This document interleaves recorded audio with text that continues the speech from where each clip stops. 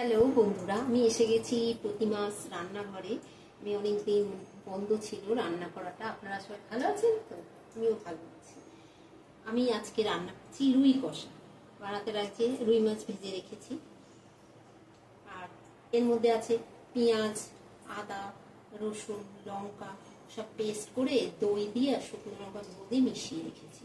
আর লাগছে কাজু কিশমিশ বাটা, আর লাগছে জায়ফল, জয়িত্রী, দারচিনি, লবঙ্গ, এলাচ একটুখানি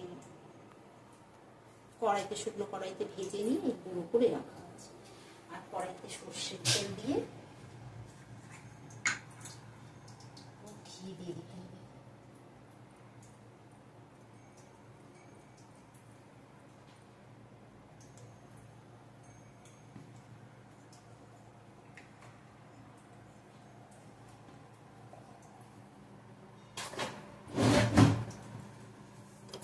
সর্ষের তেলের মধ্যে একটু ঘি দিয়ে দিলাম, দিয়ে এবার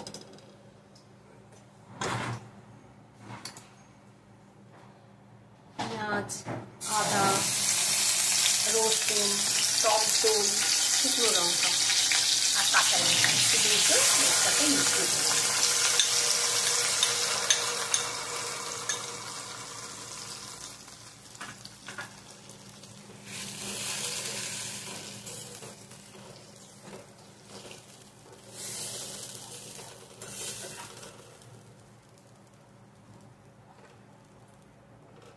নাড়াচাড়া করে নিয়ে জলটা একটুখানি শুকিয়ে আসলো।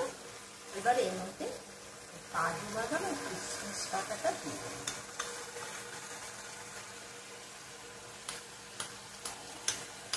কাজু বাদাম কিশমিশ বাটাটা দিয়ে দিলাম, দিয়ে এটা ভালো করে কষিয়ে দিতে হবে। ভালো করে কষিয়ে নিয়ে আমাদের নুন দিয়ে দিলাম,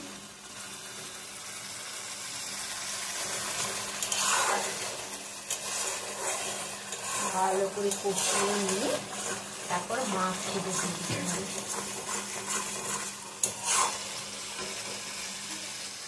মাছ ভাজাগুলো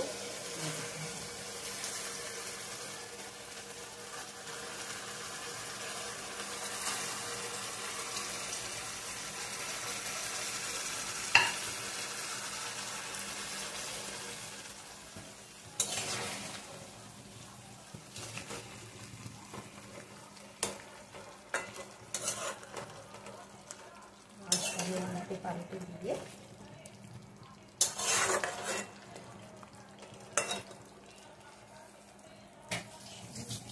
এর মধ্যে এবার জায়ফল, জয়িত্রী গুঁড়ো, জায়ফল, জয়িত্রী, দারচিনি, লবঙ্গ, এলাচ গুঁড়ো করে রোস্ট করে গুঁড়ো করে রেখেছিলাম, এটা দিয়ে দিলাম।